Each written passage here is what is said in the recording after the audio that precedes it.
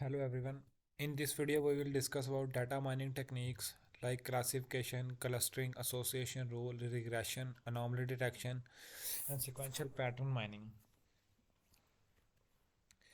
सबसे पहले हम देखते हैं क्लासिफिकेशन होता क्या है। क्लासिफिकेशन है सुपरवाइज मशीन लर्निंग टेक्निक। ये सुपरवाइज मशीन लर्निंग टेक्निक है use for categorising data in predefined classes based on input feature and known as process. इसको अगर सिंपल वे के अंदर है प्री डिफाइंड क्लासेस के अंदर ये सुपरवाइज मशीन लर्निंग टेक्निक दो तरह की टेक्निक है, अनसुपरवाइज और सुपरवाइज मशीन लर्निंग टेक्निक्स। तो ये सुपरवाइज मशीन लर्निंग इसके अंदर लेबल डाटा सेट यूज़ होता है कि आपके डाटा सेट को लेबल पहले से लगा होता है, अनलेबल्ड नहीं होता है, लेबल डाटा सेट होता है। अगर इसका प्रोसेस देखें it involves training a model using labeled data set where feature are used to predict the class और category। अगर इसकी एक सिंपल एग्जांपल से समझाना चाहें, अगर आपके पास आप मशीन को 30 तस्वीरें जो है डॉग की देते हैं, 30 तस्वीरें कैट की और 30 पिक्चर्स आप उसको पैरट की देते हैं। तो जो आप उसको बताते हैं कि ये 30 डॉग हैं, ये 30 कैट हैं, ये 30 पैरट्स हैं। तो जो न्यू आप उसको आप अनलेबल एक कोई भी चीज़ देते हैं, कोई एक नई पिक्चर दिखाते हैं उसको, ये आपने उसको ट्रेन एंड टेस्ट कर लिया। अब आप उसको एक नई पिक्चर दिखाते हैं, उस अब मशीन को कहते हैं कि प्रिडिक्ट करो ये क्या चीज़ है। तो वो आपको बताता है कि जिस जो जो सिमिलैरिटीज़ मिल रही होंगी तो वो आपको बता देगा कि ये आपकी पिक्चर डॉग की है, कैट की है या पैरट की है। मतलब आप खुद उसे पहले प्री डिफाइन बताएंगे उसको, आप ट्रेन करेंगे ये इस तरह की अगर पिक्चर है तो ये डॉग है, अगर इस तरह की पिक्चर है तो ये कैट है, अगर इस तरह की पिक्चर है तो ये पैरट है। जब आप अनसीन आप उसको नया डाटा देंगे, अनसीन प्री डिफाइंड डाटा देंगे, द असाइनिंग न्यू अनसीन देंगे, तब वो आपको खुद बताएगा कि ये आपका ये चीज़ है। इसकी एग्जांपल ईमेल क्लासिफिकेशन के अगर देखें तो उसके अंदर स्पैम और unspam based on feature like sender object contact. अगर स्पैम हुआ या कुछ अनस्पैम हुआ तो सेंडर कुछ और होगा या सब्जेक्ट कुछ और होगा या कॉन्टैक्ट कुछ भी ऐसा हुआ जो उसको लग रहा होगा ये अनऑथराइज्ड है, तो वो उसको स्पैम में डाल देता है। तो वो इसी बेस के ऊपर डालता है कि उसको ट्रेन किया जाता है कि ये चीज़ें होंगी तो ये आपका सही ईमेल आया। ये चीज़ें अगर इसमें कुछ हल्का सा चेंजिंग वगैरह हुई तो इसको वो स्पैम में डालता है। एल्गोरिदम इसके अंदर डिसीजन ट्री होता है, रैंडम फॉरेस्ट होता है, नया बेस होता है, स्पोर्ट वेक्टर मशीन एनालिसिस। तो क्लासिफिकेशन क्लियर हो गया। अब मूव करते हैं क्लस्टरिंग की तरफ।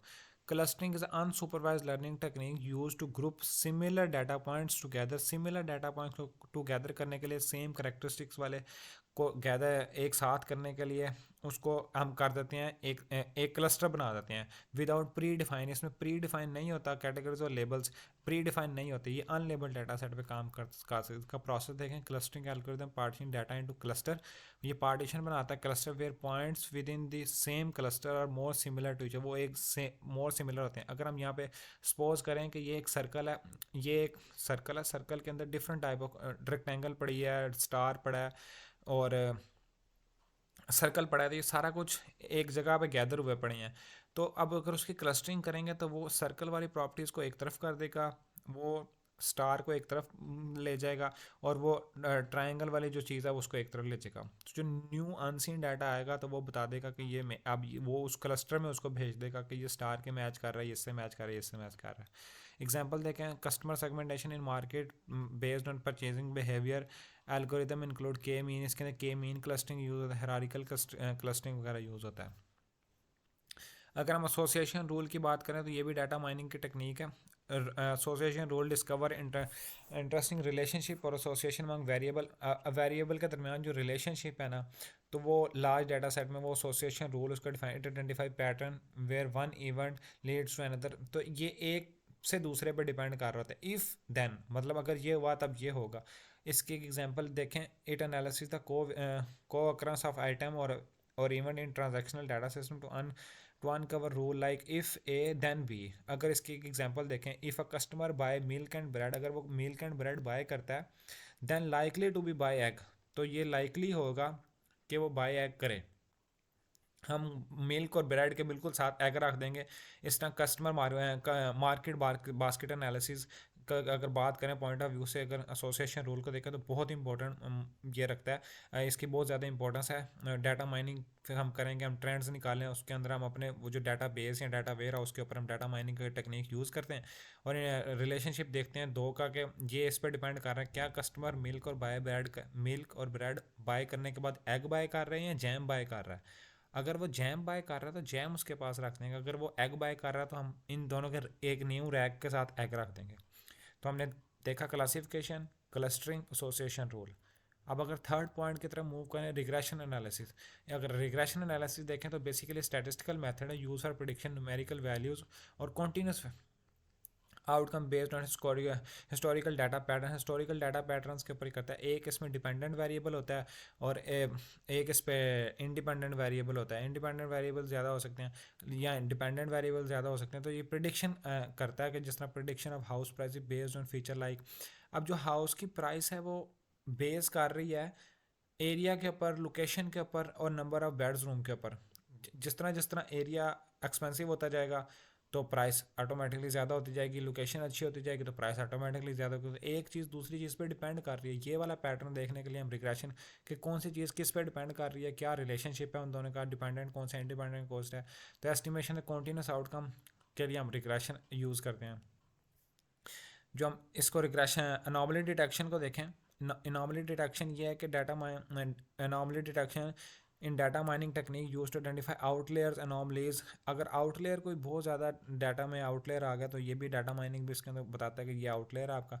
It involve detecting data points और even that do not confirm to the behaviour. अगर वो स्पेसिफिक बिहेवियर मीन्स दैट, अगर इसके फ्रॉड डिटेक्शन की एग्जांपल लें तो एटीएम कार्ड्स जब हम यूज़ करते हैं, हम ट्रांजैक्शन करते हैं, हर रोज़ की 5,000 ट्रांजैक्शन कर रहे हैं हम सिर्फ, और लेकिन एकदम 50,000 की ट्रांजैक्शन कर दें या 5 लाख की, 5 लाख बहुत ज़्यादा हो जाएगा। तो 5 लाख की ट्रांजैक्शन अगर रोज़ की बुनियाद पे 5,000 कर रहे हैं, 5 लाख एकदम कर देंगे तो ये एक आउटलेयर आ जाएगा। तो ये आउटलेयर को डिटेक्ट करेगा, फ़ौरन आपको आपके ईमेल का या बैंक मैनेजर को बताएगा कि ये एक आउटलेयर आ गया, ये फ्रॉड भी हो सकता है, एटीएम चोरी हो सकता है, या इसका अकाउंट हैक हो चुका है। तो ये नेटवर्क बिहेवियर के ऊपर, नेटवर्क ट्रैफिक के ऊपर उनके बिहेवियर के बारे में बताते हैं कि ये इस वेबसाइट पे ये बिहेवियर आ रहा है, तो ये अनॉमली है, ये कर रहा है, ये इसके अकॉर्डिंग चल रहा है। सिक्वेंशियल पैटर्न के अंदर देखें तो ये भी टेक्निक है, यू डिस्कवर सिक्वेंशियल पैटर्न और frequent sequence in sequential data. तो ये ऑर्डरिंग एंड टाइमिंग के हिसाब से देखा जाता है। अगर हम इसको identify use pattern in health care data, health care के हिसाब से अगर स्टॉक मार्केट ट्रांजैक्शंस देखें तो वो एक सीक्वेंस के अकॉर्डिंग स्टॉक मार्केट के ऊपर नीचे वैल्यूज। प्रिडिक्शन के देखा, प्रिडिक्शन भी फॉर आने वाले कल के लिए जो है फ्यूचर आउटकम्स के लिए हम इसको देखते हैं।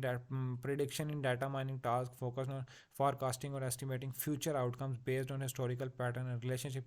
हिस्टोरिकल पैटर्न और रिलेशनशिप की बेस के ऊपर विद इन द डाटा हम प्रिडिक्शन यूज़ करते हैं। डाटा माइनिंग की use prediction stock based, stock market price के अंदर अगर हम क्रिप्टोग्राफी की एग्जांपल देखें तो उसके अंदर कुछ लोग प्रिडिक्शन कर रहे होते हैं कि आज ये बिटकॉइन का रेट था, आने वाले कल में ये होगा। तो वो प्रिडिक्शन कर रहे होते हैं हिस्टोरिकल पैटर्न्स को देख के, वो बताते हैं कि आने वाले कल में या एक हफ्ते तक या एक महीने तक ये हो सकता है। Prediction disease progressing health care based on patient data. तो पेशेंट का अगर डाटा देखें तो उसको ये बीमारियां थी, इन पेशेंट को ये बीमारियां थी, तो आने वाले उसको ये वाली बीमारी लग गई, उसको गला ख़राब था या जो भी कुछ था तो उसको टीबी हो गया, ये 10 पेशेंट को ये, तो 11वें पेशेंट को भी ये होगा। ये एक प्रिडिक्शन है।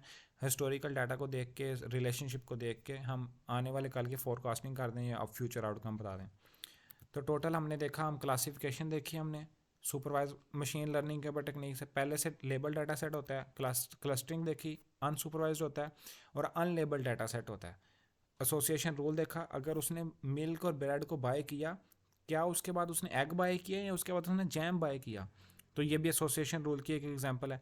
तो जो चीज़ उसने बाय की, ये पैटर्न हमने देखा और उसके पैटर्न के अकॉर्डिंग हमने कस्टमर के बिहेवियर को एनालिसिस करते हुए हमने वो मार्केट के अंदर या वो चीज़ ऑर्डर कर ली हमने अपने स्टोर पे। रिग्रेशन देखा कि एक चीज़ डिपेंडेंट है, इन ये चीज़ें इंडिपेंडेंट है, ये चीज़ें डिपेंडेंट है, तो इनकी प्राइस क्या होगी। अनोमली डिटेक्शन देखी कि एकदम ज़्यादा कोई चीज़ परचेज हो जाए तो उसके बारे में वो हो सकता है कि वो फ्रॉड हो गया आपके साथ या आपका एटीएम हैक हो गया।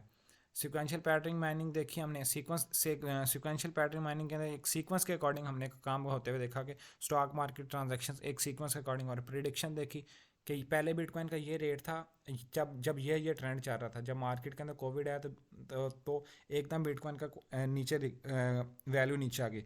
तो हम अब प्रिडिक्ट कर सकते हैं अगर इस तरह का एक और बड़ा डिजास्टर आया तो बिटकॉइन की वैल्यू या स्टॉक मार्केट डाउन हो सकती है। Thank you so much all of you. If you have any Curie, contact me in comment section. I will answer your all queries. Thank you so much.